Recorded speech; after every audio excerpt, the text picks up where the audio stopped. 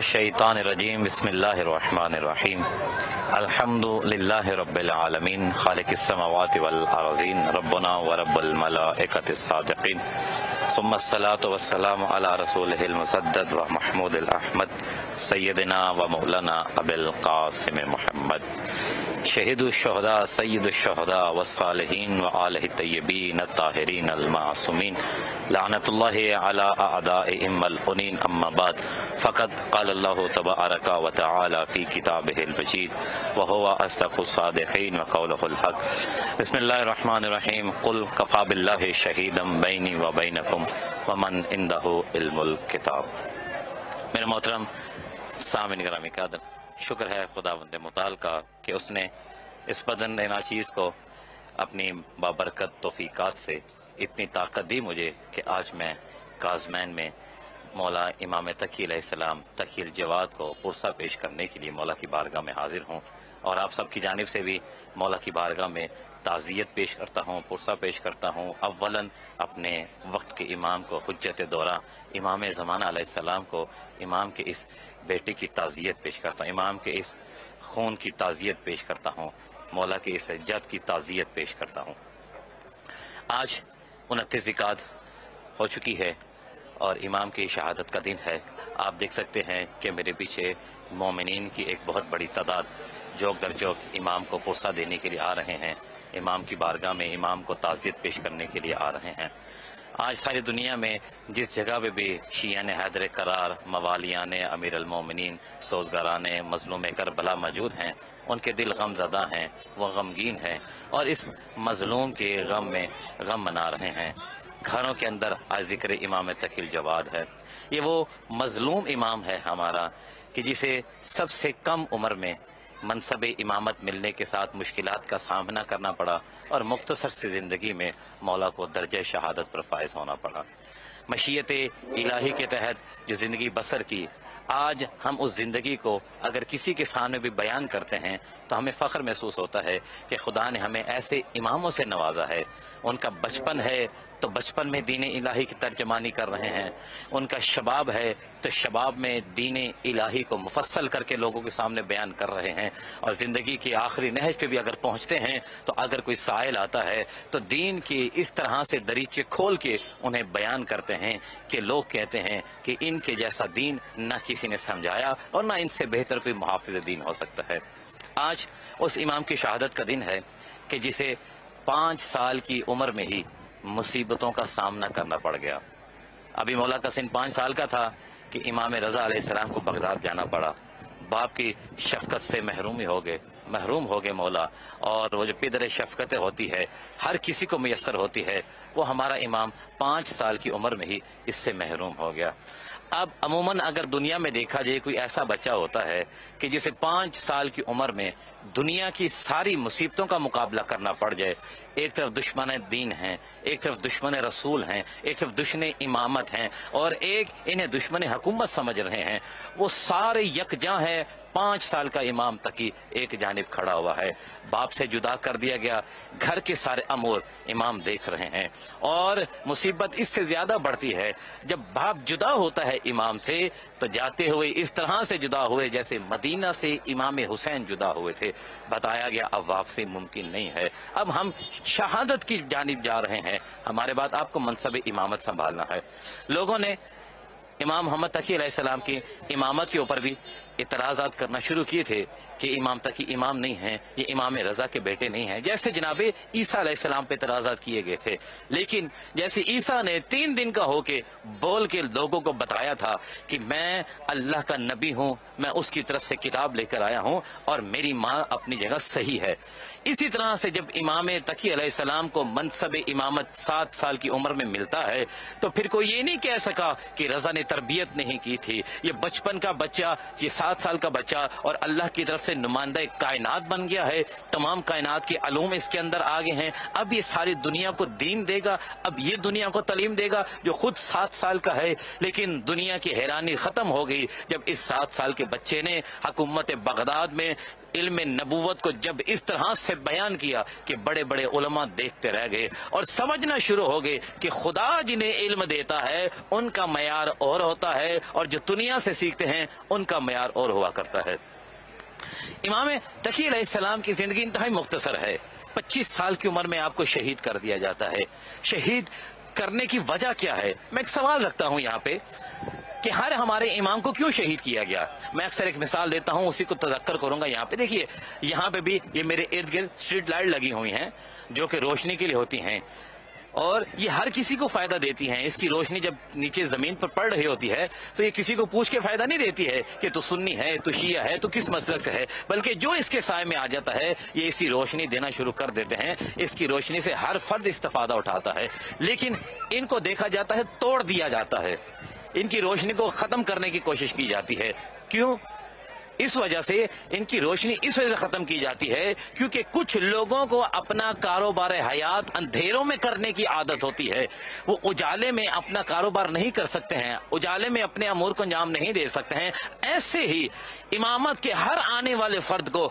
اس چراغ کو بجھانے کی کوشش کی گئی کہ اس چراغ کو گل کر دیا جائے۔ کیوں؟ کیونکہ ان کے جو امور تھے، جو دین کے خلاف وہ کام کرتے تھے، اس امام کی صورت میں ہر چراغ ان کے کرداروں کو عیاں کر دیتا تھا اور دین کی حقانیت کو دنیا کے سامنے پیش کر دیتا تھا، اور لوگ مجبور ہو جاتے تھے یہ کہنے کے لیے کہ علم امامت ہی اصل میں علم الہی کا چشمہ ہے، علم امامت ہی اصل میں صراط مستقیم ہے، علم امامت ہی اصل میں ہدف رضا الہی کے حصول کا ذریعہ ہے۔ لیکن جنہوں نے اپنے اوپر دین کا لبادہ اوڑھ لیا تھا اور مناصب کو سنبھال لیا تھا اور مسند پہ تشریف فرما ہو چکے تھے، اب وہ برداشت نہیں کر سکتے تھے کہ کسی بھی طرح سے اس خاندان کا فرد آگے آئے، اس لیے انہیں قید خانوں میں رکھا گیا۔ اب 5-7 سال کی امام کو منصب امامت ملا، 7 سال کی امام تقی کائنات کی رہبری کر رہے ہیں۔ یہی تو ہمارے لیے فخر کی بات ہے کہ لوگوں کے بڑے بڑے امام خطائیں کرتے رہے ہیں، ہمارا 7 سال کا امام کائنات کی رہبری کر رہا ہے۔ اور تاریخ کے بڑے سے بڑے دشمن نے، بڑے سے بڑے بکے ہوئے قلم نے کسی امام کی زندگی میں ایک فقرہ ایسا نہیں لکھا ہے کہ ان کا کوئی عمل خطا پہ مبنی ہو، ان کا کوئی عمل دین کے خلاف ہو، اور ان کا کوئی عمل ایسا ہو جس سے ناراضگی الہی شامل ہوتی ہو۔ 5-7 سال، 10 سال، 15 سال، جس بھی عمر کے حصے میں منصب امامت کو سنبھالا ہے، پھر علم کے وہ پھول بکھیر دیے ہیں کہ اگر زندانوں میں بند کر دیا ہے تو ان کا نور زندان کی سلاخیں چیرتا ہوا مومنین کے قلوب کو منور کرتا رہا ہے۔ آج اسی امام کی بارگاہ میں ہم حاضر ہوئے ہیں اور امام کو تعزیت پیش کرتے ہیں۔ میں ایک سوال عرض کرنا چاہتا ہوں جہاں تک یہ سننے والے سن رہے ہیں کہ دیکھیے اس امام کی نسبت ہمیں لوگوں کو زیادہ سے زیادہ آگاہ کرنا ہے، کیونکہ ہمارے ان معصومین کی سیرت کو بہت کم بیان کیا گیا ہے۔ اس کی وجہ یہ ہے کیونکہ تاریخ مخالف کے ہاتھوں میں رہی ہے، اس نے بہت کم حد تک حقیقت ہم تک پہنچائی ہے، لیکن جتنی پہنچی ہے ہمارے پاس حقیقت وہ اتنی ہے کہ ہم ہر آنے والے قیامت تک کے مذہب کو ان کا چہرہ دکھا کے دنیا کو بتانا چاہتے ہیں مذہب الہی کے نمائندے کیسے ہوتے ہیں۔ دیکھیے 7 سال کی عمر میں امام نے منصب امامت سنبھالا۔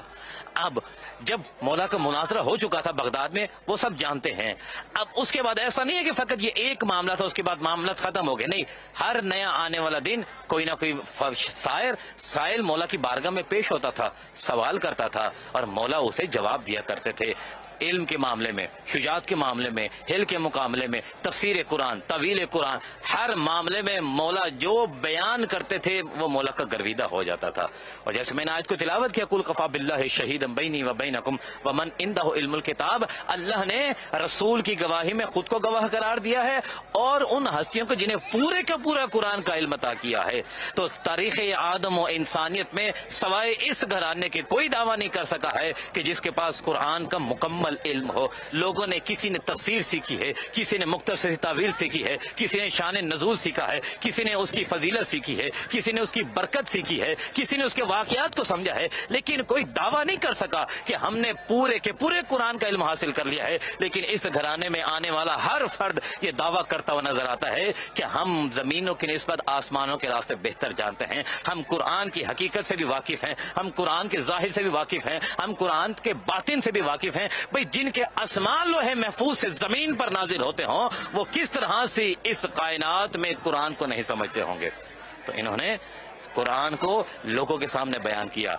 لیکن دنیا نہ سمجھ سکی، اس لیے کہ دنیا کے مفاد دین کے ساتھ جڑے نہیں تھے، ان کے مفاد اپنی حکومتوں سے ملے ہوئے تھے، انہیں اپنے کاروبار حیات چلانا تھا، اسی لیے ان معصوم ہستیوں کو زندانوں میں قید کیا گیا، مصیبتیں دی گئی، تکلیفیں دی گئی ہیں، اور امام ان مشکلات میں رہتے ہوئے دین کو لوگوں کو بتاتے رہے ہیں۔ دیکھیے اس امام کی نسبت ایک ہمیں اور ظاہری سبق ملتا ہے، کیوں؟ کیونکہ لوگ کہتے ہیں کہ باقی جتنے امام ہیں وہ زندگی کے اس حصے میں تھے کہ انسان تکلیف برداشت کر سکتا ہے۔ مثلا امام حسن علیہ السلام ہے، جوانی کے عالم میں منصب امامت ملا، امام حسین کو، امام سجاد کو، یعنی ایک ایسے عزا کے مالک تھے اس وقت، اس اصحاب کے مالک تھے کہ مشکلات کو پریشان کر سکتے تھے، لیکن 7 سال کا بچہ، ایک طرف زمانہ دشمن ہے، ایک طرف مسند امام صادق کی رہبری کرنی ہے، دین نبوی کو لوگوں تک پہنچانا ہے، اور ہر کوئی آپ کے خلاف ہے۔ 7 سال کی عمر میں اس کمان کو سنبھالا، اور لوگوں کے سامنے جب نکلے ہیں امام، تکلیفیں، مشکلیں، گھر کے اندر کے حالات ایسے ہیں کہ بیوی مولا کے خلاف ہے، مامون کی بیٹی ہے، مولا سے ایسے اقدام کے تقاضے کرتی ہے جو مولا کہتے ہیں میں کبھی نہیں کر سکتا، یہ دین اس کی اجازت نہیں دیتا ہے، لیکن گھر میں بھی محاذر آئی ہے، باہر بھی محاذر آئی ہے، قید و سخت کی پابندیاں بھی ہیں، ان تمام چیزوں کے باوجود دین کو احسن طریقے سے لوگوں تک پہنچایا کہ آج ان کے کلمات، آج امام کی سیرت لوگوں کے سامنے مشعل راہ بنی ہوئی ہے۔ اور ہر امام نے، چاہے پہلا امام ہے چاہے آخری امام ہے، انہوں نے جب لوگوں کے سامنے دین پیش کیا تو لوگوں نے تسلیم کیا کہ حقیقت دین یہی ہے۔ آج کیا وجہ ہے؟ آج پوری عالم اسلام میں مسلمانوں کو دہشت گرد سمجھا جاتا ہے، ان کی تضحیق کی جاتی ہے، معاملات میں مسلمان پیچھے ہیں، اعمالوں میں مسلمان پیچھے ہیں، لین دین میں مسلمان پیچھے ہیں، ہر چیز میں مسلمان پیچھے ہو گیا، حتیٰ کہ اسلام کو دہشت گردی کا نام دے دیا گیا۔ تو کیا اسلام کی یہ تعلیمات تھی؟ کیا اسلام یہ چاہتا تھا؟ اگر مذہب میں لوگ کہیں مشکلات ہیں ہم برداشت نہیں کر سکے، تو پھر آج کے امام کی سیرت آپ کے لیے مشعل راہ ہے کہ 7 سال کی زندگی میں امام نے مسند کو سنبھالا ہے، تو پھر لوگوں کے سامنے بیان کیا کہ جب لوگ دین خدا میں چل پڑتے ہیں تو پھر مصیبتیں نہیں رہتی ہیں، مشکلات نہیں رہتی ہیں، بلکہ رضا الہی کے حصول میں وہ چیزیں آسان تر بنتی چلی جاتی ہیں۔ اب امام کو کیا اگر جسم پہ کوئی تکلیف ہوتی تو کیا درد نہیں ہوتا ہوگا؟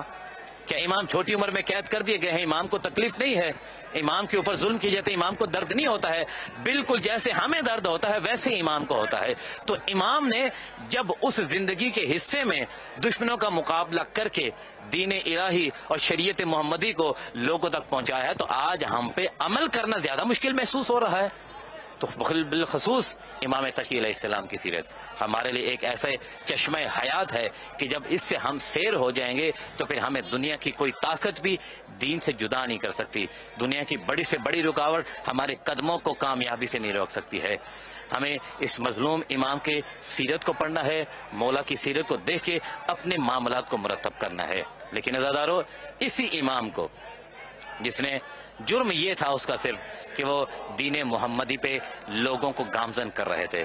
شریعت محمدی کی تفصیل لوگوں کو بیان کر رہے تھے، وہ دین الہی جو انسانوں کی ہدایت کے لیے آیا تھا اس کی رہنمائی کر رہے تھے، وہ شریعت محمدی کہ جس کو بیان کرنے کے لیے مولا رسول خدا کے بعد، مولا علی کے بعد سلسلہ امامت کے علاوہ کوئی گھر ایسا نہیں تھا کہ جس پہ لوگوں کا اطمینان ہو، اسے لے کے امام چل رہے تھے۔ اسی جرم میں مولا کو زندان میں گرفتار کیا جاتا ہے۔ جیسے ہی معتصم حاکم بنتا ہے اور ام الفضل مامون کی بیٹی جو آئے روز خط لکھا کرتی تھی اپنے باپ کو، اور وہ یہی کہہ کے ٹال دیتا تھا کہ میں اس کام میں تمہاری مدد نہیں کر سکتا، کیونکہ معتصم کو امام رضا علیہ السلام کے ولی عہد بننے پہ بہت زیادہ غصہ تھا اور اس چیز پہ خفا تھا، وہ بدلہ بھی لینے کے لیے اس کا سینہ تڑپتا رہتا تھا، اور اسی لیے اس نے پھر امام محمد تقی علیہ السلام پر اپنا غصہ نکالنے کے لیے، وہ خون کی نجاست کو ظاہر کرنے کے لیے امام کو مدینہ سے بلایا اور پھر دوبارہ بغداد میں گرفتار کیا گیا ہے۔ اب جب امام بغداد میں آتے ہیں، مولا کو قید کر دیا جاتا ہے، سخت ترین قید ہے، شدت پیاس بھی لگتی ہے، تکلیف بھی ہوتی ہے، اور قید خانہ ایسا جو زیر زمین ہے، نہ دن کا علم ہے نہ رات کا علم ہے، مصیبتیں دی جاتی ہیں، کھانے میں کمی دی جاتی ہے، لیکن امام دن رات عبادت میں مصروف ہیں اور خدا بند متعال کی تسبیح کرتے رہتے ہیں۔ اور جب آخر لمحات آتے ہیں تو مولا کو زہر دی جاتی ہے۔ مولا کو زہر دینے کے بعد اب یہاں پہ مختلف روایات ہیں۔ ایک روایت کہتی ہے کہ مولا کو زندان میں زہر معتصم نے کسی کے ذریعے دلوائی، ایک روایت کہتی ہے کہ اس کی بیوی ام الفضل جو تھی، معتصم کی بھتیجی اور مامون کی بیٹی جو تھی، اس نے مولا کو زہر دیا۔ عزیزو، آپ جانتے ہیں کہ جب کسی کو زہر دیا جاتا ہے، زہر دینے کے بعد کچھ کام ایسے ہوتے ہیں جو ہر انسان مرتے وقت کرنا چاہتا ہے۔ میڈیکل والے کہتے ہیں کہ جب زہر انسان کے بدن میں داخل ہوتا ہے، سب سے پہلے اس کے جگر کو پارا پارا کرتا ہے۔ میں ایک جملہ کہوں گا، یا زہرا، کیسی قسمت ہے آپ کی اور آپ کی اولاد کی کہ ایک طرف نسل کو تلواروں سے کاٹا گیا ہے، دوسری طرف آپ کے بیٹوں کے جگر کو چھلی چھلی کیا گیا ہے، اور زہر اس قدر شدید دیے گئے ہیں کہ عام انسان جنہیں برداشت نہ کر سکتا، لیکن یہ تقوی الہی سے سینے اتنے مضبوط تھے، اگر زہر عام بندے کو ملتا سینے پھٹ جاتے۔ یہ راز الہی کے سینے تھے جنہیں اندر سے چیرا چیرا کر دیا گیا۔ امام کو زہر ملتی ہے، امام کی چہرے کی رنگت بدلنا شروع ہو جاتی ہے، امام کے ہاتھوں سبزی آنا شروع ہو جاتی ہے۔ اب یہاں پہ صاحب کتاب لکھتے ہیں کہ جب مولا کو زہر دیا گیا تو مولا ایک کمرے میں تھے۔ جب زہر ملتی ہے تو انسان کو پیاس بڑی لگتی ہے۔ بعض لوگوں نے کہا ہے کہ پیاس اس قدر شدت کے ساتھ ہوتی ہے کہ اگر سارے سمندروں کا پانی پلا دیا جائے تو اس کی پیاس نہیں بجھ سکتی ہے۔ مولا نے پانی کا تقاضا کیا لیکن مولا کو پانی نہ دیا گیا۔ میں کہوں گا اے محمد تقی، کوئی یہ نئی بات نہیں ہے، یہ تو آپ کی وراثت میں چلتا آ رہا ہے کہ آپ کو پیاسا ذبح کیا جاتا ہے اور پیاس کی حالت میں دنیا سے بھیجا جاتا ہے۔ اور جب مولا کو زہر ملی ہے، جسے زہر ملتی ہے نا، پھر اس کے سینے میں آگ لگتی ہے اور وہ تڑپنا چاہتا ہے۔ تڑپنے کے لیے کھلی جگہ چاہیے ہوتی ہے۔ اللہ جانے امام تقی کو جس قید خانے میں رکھا گیا تھا وہاں اتنی جگہ تھی کہ نہیں تھی، لیکن ہاں ایک جملہ میں کہنا چاہوں گا، جب مولا تقی کو زہر ملی ہے نا، تو ہر امام کی طرح امام تقی کا رخ بھی کربلا کی جانب ہو گیا ہے، اور امام نے رو کے کہا، دادا حسین آپ کو میں یاد کر رہا ہوں، مجھ پہ بھی پیاس کا غلبہ ہے، لیکن دادا میری پیاس تو ایک دن کی ہے، آپ کو 3 دن کا بھوکا و پیاسا ذبح کیا گیا، اور بابا دادا آپ کے مشکل سب سے زیادہ ہے اس لیے کہ دادا آپ کو شہادت کے بعد آپ کے جسم پہ گھوڑوں کو دوڑایا گیا۔ عزادارو، امام تقی زمین پہ تڑپتے ہوئے کربلا کی جانب رخ کر کے مولا سے باتیں کر رہے تھے، اور اتنے میں مولا کی زندگی تمام ہو جاتی ہے، مولا کی شہادت ہو جاتی ہے، اور امام آتے ہیں امام نقی اور غسل و کفن دیتے ہیں۔ میں کہوں گا مولا آپ خوش نصیب ہیں، آپ کی شہادت ہوئی ہے، آپ کو غسل دینے کے لیے امام مدینہ سے آ گئے ہیں، آپ کو کفن بھی دیا گیا ہے، آپ کو غسل بھی دیا گیا ہے، لیکن ہائے کربلا کا غریب امام جس کا لاشا کے کربلا پہ پڑا ہوا ہے، بیٹا سامنے کھڑا ہوا ہے اور دیکھ رہا ہے، لیکن غسل نہیں دے سکتا، کفن نہیں پہنا سکتا ہے۔ ایک وقت مقاتل نے ایسا بھی لکھا ہے کہ امام سجاد علیہ السلام اونٹ کے پاس کھڑے ہوئے تھے کہ اتنے میں مولا کی حالت بدلنا شروع ہوئی۔ بی بی زینب نے دیکھا نا امام سجاد کو، تو دیکھ کے اندازہ لگا لیا اگر سجاد کو سہارا نہ دیا گیا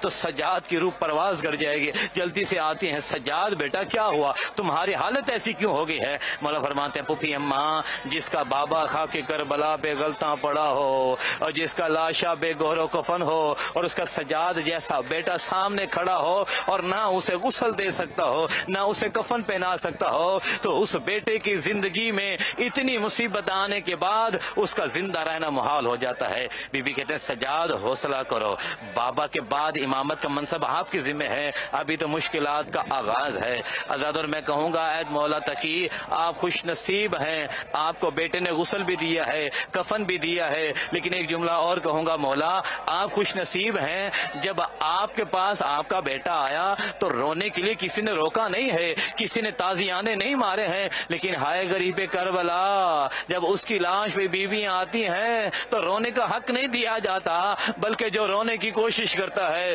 کوئی تازیانے مارتا ہے، کوئی نیزے کی انیاں چب ہوتا ہے۔ عزادار مقاتل نے لکھا ہے کہ جب بی بی زینب مدینہ واپس آئی نا تو روزہ رسول پہ آ کے ایک جملہ کہا نانا اگر پردے کا مسئلہ نہ ہوتا تو نانا میں آپ کو پشت دکھاتی جو حسین کے رونے کی وجہ سے اب میری پشت کو سیاہ کر دیا گیا۔ میں کہوں گا مولا تقی آپ کے ساتھ ایسا نہیں ہوا ہے، آپ کے بعد رونے والوں کو تماچے نہیں مارے گئے، آپ کو رونے والوں کو تازیانے نہیں مارے گئے ہیں۔ عزادار مولا کو غسل دیا جاتا ہے، مولا کو کفن پہنا دیا جاتا ہے، اب مولا کا جنازہ اٹھتا ہے۔ اب جنازہ جب اٹھا ہے تو عزاداروں جنازے کے ساتھ مومنین نے تشیع بھی کی ہے، ساتھ چلے ہیں، لیکن ہائے عزاداروں کربلا میں جب لاشیں پڑے ہوئے تھے